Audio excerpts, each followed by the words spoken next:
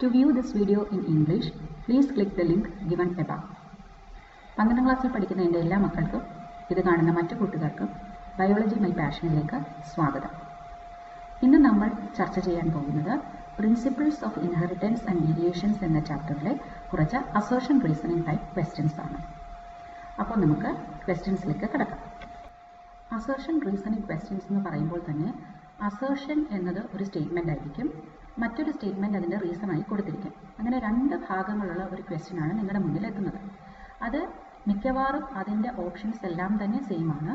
ആദ്യത്തെ ഓപ്ഷൻ എന്ന് പറയുന്നത് അസേർഷനും റീസണും കറക്റ്റാണ്, അസേർഷൻ്റെ കറക്റ്റ് എക്സ്പ്ലനേഷനാണ് റീസൺ എന്നുള്ളതാണ്.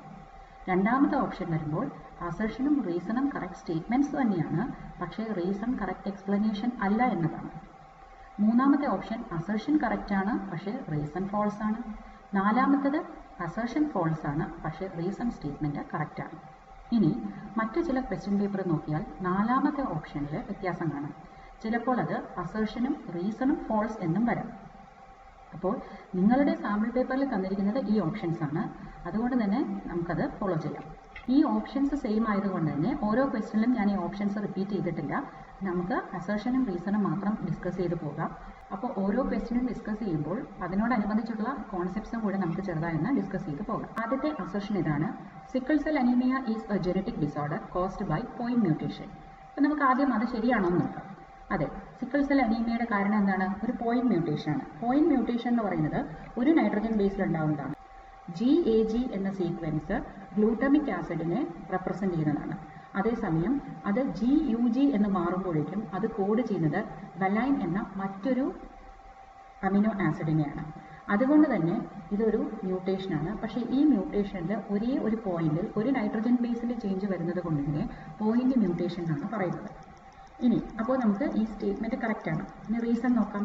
In sickle cell anaemia glutamic acid is replaced by valine. ശരിയാണ്. കാരണം നമ്മുടെ ഇവിടുത്തെ ഈ പോയിന്റ് മ്യൂട്ടേഷൻ ഉണ്ടായതുകൊണ്ടാണ് എന്ത് സംഭവിക്കുന്നത്? ഗ്ലൂട്ടമിക് ആസിഡ് വലൈൻ കൊണ്ട് റീപ്ലേസ് ആവുന്നത്. അപ്പം ഇതും കറക്റ്റ് എക്സ്പ്ലനേഷനാണ്. അപ്പം നമുക്ക് എന്താണ് ആൻസർ? Option A. അതായത് assertion is correct, reason is also correct and reason is the correct explanation of assertion. എപ്പോഴും ഓർത്തുകൊള്ളുക, 6th പൊസിഷനിലാണ് ഗ്ലൂട്ടമിക് ആസിഡ് വരേണ്ടത് ഗ്ലോബിൻ ചെയിൻ്റെ. അത് മാറി വലൈൻ ആകുന്നതാണ് സിക്കിൾ സെൽ അനീമിയ എന്ന രോഗം. അത് GAG GUG ആയി മാറുന്നു. ഇത് പോയിന്റ് മ്യൂട്ടേഷന് എക്സാമ്പിളാണ്. അടുത്ത assertion: phenylketonuria is an example of pleiotropy. Phenylketonuria എന്നത് മറ്റൊരു ജെനറ്റിക് ഡിസോർഡർ ആണ്. അവിടെ എന്താണ് സംഭവിക്കുന്നത്?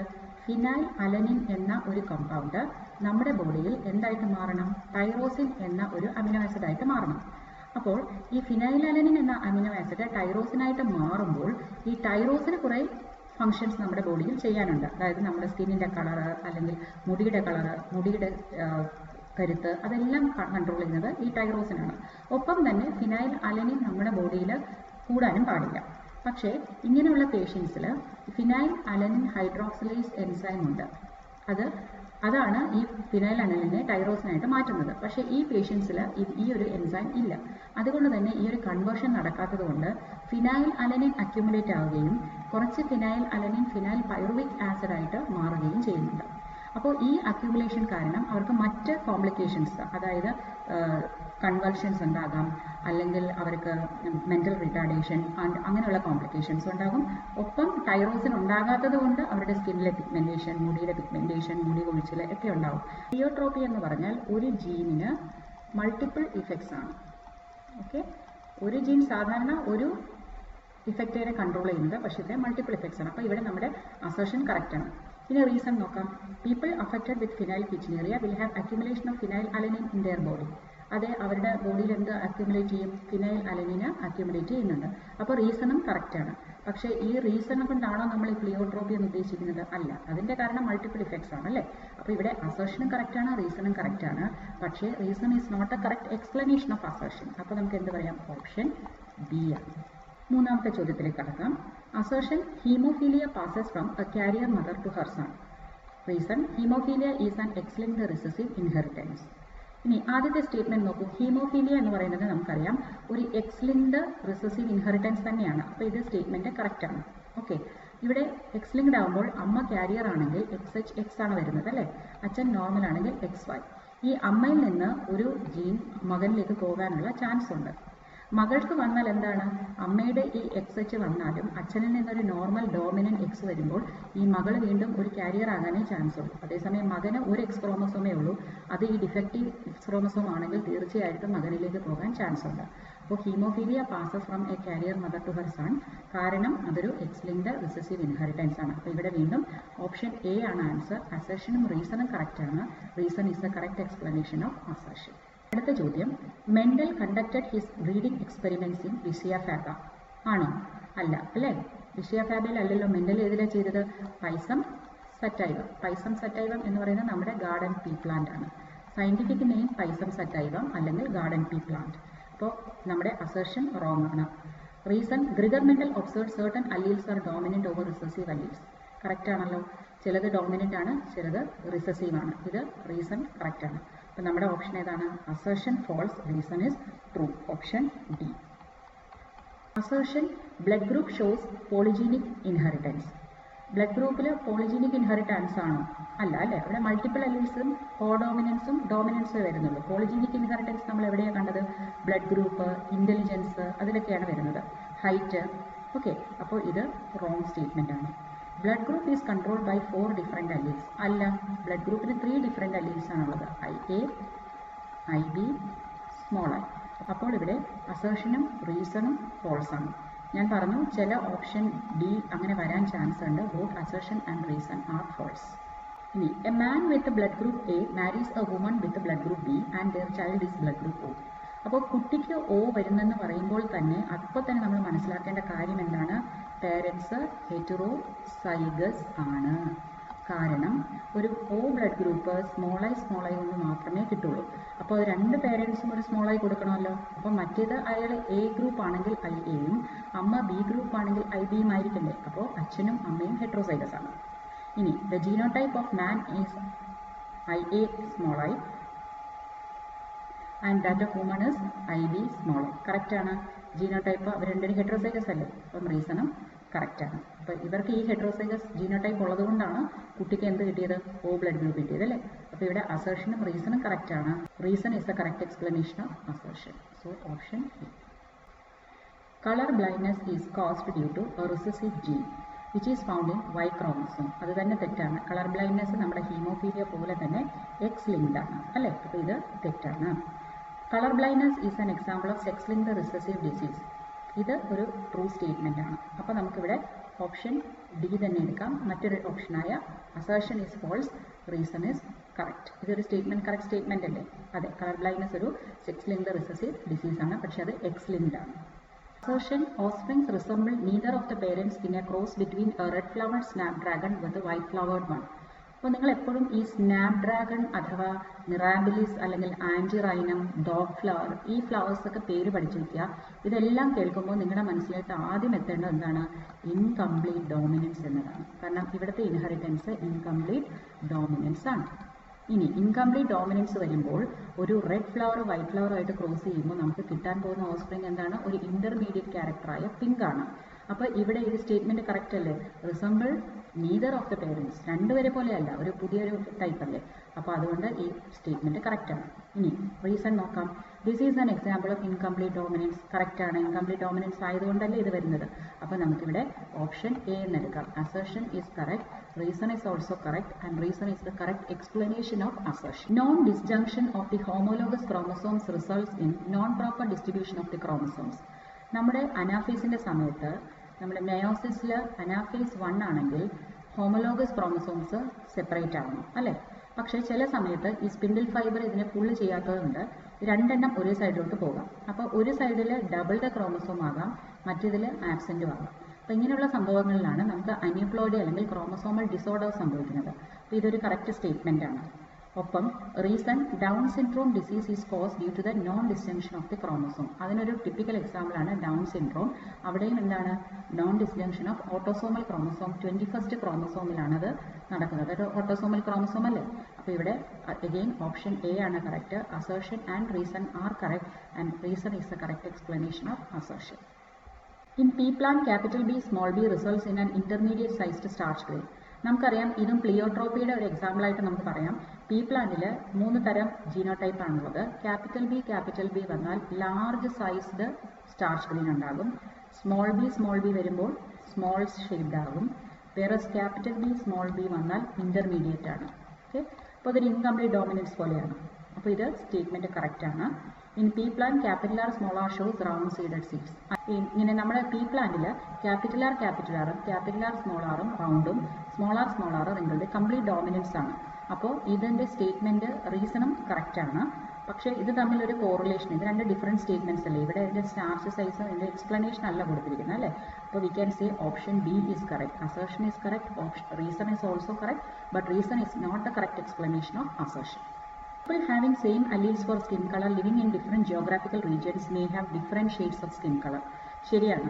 നമ്മുടെ സ്കിൻ കളർ ഡിറ്റർമിൻ ചെയ്യുന്നത് capital A, capital B, capital C, അതിൻ്റെ small A, small B, small C എന്നീ അല്ലീൽസ് ആണ്. ഡോമിനന്റ് അല്ലീൽസ് ക്യുമുലേറ്റീവ് ഇഫക്റ്റ് ആണ്. കൂടുതൽ ഡാർക്ക് സ്കിൻ ആകും. ലൈറ്റർ സ്കിൻ ആണെങ്കിൽ റിസസീവ് അല്ലീൽസ് ആയിരിക്കും കൂടുതൽ അല്ലേ. പക്ഷേ ഇവിടെ എന്ന് പറയുന്നത് ഇത് കംപ്ലീറ്റ്ലി ജീൻ കൊണ്ട് മാത്രം ഡിറ്റർമിൻ ചെയ്യുന്നില്ല, എൻവയറമെന്റിന്റെ ഇൻഫ്ലുവൻസും ഉണ്ട്. നമ്മൾ എത്ര ജീനോടൈപ്പ് ഉണ്ടെങ്കിലും നമ്മുടെ ജോഗ്രാഫിക്കൽ സിറ്റുവേഷനും അനുസരിച്ച് അത് മാറാം. അപ്പോൾ ഇവിടെ ആദ്യത്തെ സെന്റൻസ് വളരെ കറക്റ്റ് ആണ്. When skin color is a polygenic inheritance and environmental influence play a role in determining the skin shade. Correct ആണ്. അപ്പോൾ ഈ രണ്ട് ഓപ്ഷനും എയും ഓപ്ഷൻ എ എന്ന് എടുക്കാം. അസേർഷനും റീസണും കറക്റ്റ് ആണ്.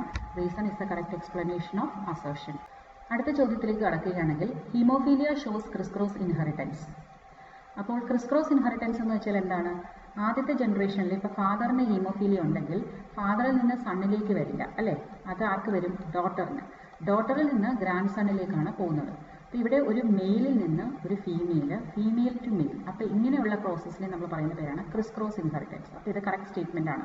അടുത്ത reason, the gene that causes haemophilia is recessive and lies in the sex chromosome. Correct ആണ്. അപ്പോൾ അതുകൊണ്ട് തന്നെയാണ് ഫാദറിൽ നിന്ന് സണ്ണിലോട്ട് പോകാത്തത്. കാരണം ഫാദർ സണ്ണിന് കൊടുക്കുന്നത് എന്താണ്? വൈ ക്രോമസോം അല്ലേ. അപ്പോൾ ഇവിടെ ഓപ്ഷൻ എ അസേർഷനും റീസണും കറക്റ്റ് ആണ്. Correct explanation of assertion. അടുത്ത അസേർഷൻ ഇതാണ്, male heterogamety is shown by Drosophila. ഇവിടെ നമ്മൾ അറിഞ്ഞിരിക്കേണ്ടത് ഹെറ്ററോഗാമിറ്റി എന്ന പദത്തിന്റെ അർത്ഥമാണ്. ഹെറ്ററോ എന്ന് വെച്ചാൽ ഡിഫറെന്റ്, ഗാമിറ്റി മീൻസ് ഗ്യാമീറ്റ്സ്. രണ്ട് ഡിഫറെന്റ് ടൈപ്സ് ഗ്യാമീറ്റ്സ് പ്രൊഡ്യൂസ് ചെയ്താൽ അതിനെ ഹെറ്ററോഗാമിറ്റി എന്നും, ഒരേ തരം ഗ്യാമീറ്റ്സ് ആണ് പ്രൊഡ്യൂസ് ചെയ്യുന്നതിനെ ഹോമോഗാമിറ്റി എന്ന് പറയും. ഇനി ഡ്രോസോഫില എന്ന് പറയുന്നത് ഹ്യൂമൻ ബീങ്സിനെ പോലെയാണ്. ഫീമെയിൽസ് XX മെയിൽസ് XY ക്രോമസോമുമാണ് ഉള്ളത്. അതുകൊണ്ട് തന്നെ മെയിൽസ് 2 ടൈപ്സ് ഓഫ് സ്പേംസ് ഉണ്ടാക്കും. 50% വിത്ത് X chromosome and 50% with Y chromosome. അപ്പോൾ ഇത് ഹെറ്ററോഗാമിറ്റി അല്ലേ? അതെ. അപ്പോൾ മെയിൽ ഡ്രോസോഫില ഹെറ്ററോഗാമിറ്റിക് ആണ്. Reason, male produces 2 types of sperms and responsible for the determination of sex. Correct ആണ്. അപ്പോൾ ഇവിടെ വീണ്ടും ഓപ്ഷൻ എ ആണ്. Assertion and reason both are correct and reason is the correct explanation of assertion. ഇനി ഇത് വേറൊരു രീതിയിൽ ചോദിക്കാം, മെയിൽ ഹോമോഗാമറ്റി അല്ലെങ്കിൽ female heterogamety is shown by Drosophila. അങ്ങനെ ഒരു സ്റ്റേറ്റ്മെന്റ് വന്നിട്ട് റീസൺ തന്നാൽ നിങ്ങളുടെ ഓപ്ഷൻ എന്താവും? ഓപ്ഷൻ അങ്ങനെ വരികയാണെങ്കിൽ ഓപ്ഷൻ ഡി ആയിരിക്കും correct. Assertion false, reason true. അങ്ങനെയും വരാം. Crossing over occurs in all 4 chromatids of homologous chromosomes. അതായത് നമ്മുടെ ക്രോമസോംസ്, ഹോമോലോഗസ് ക്രോമസോംസ് ഒന്നിച്ച് വന്നിട്ട് ഈ നോൺ സിസ്റ്റർ ക്രോമാറ്റിഡ്സ് തമ്മിലാണ് ക്രോസിംഗ് ഓവർ നടക്കുന്നത്. All 4 chromatids of homologous chromosome തമ്മിൽ നടക്കാൻ പറ്റില്ല. കാരണം നോൺ സിസ്റ്റർ ക്രോമാറ്റിഡ്സ് തമ്മിലേ നടക്കുള്ളൂ. സിസ്റ്റർ ക്രോമാറ്റിഡ്സ്, അതായത് ഇത് രണ്ടും സിസ്റ്റർ ക്രോമാറ്റിഡ്, ഒരു ക്രോമസോമിന്റെ ആംസ് ആണ്, അവർ തമ്മിൽ നടക്കില്ല. അപ്പോൾ ഇതെന്താണ്? ഫോൾസ് സ്റ്റേറ്റ്മെന്റ് ആണ്. 1 homologous chromosome is called maternal and other is called paternal. അത് കറക്റ്റ് ആണ്.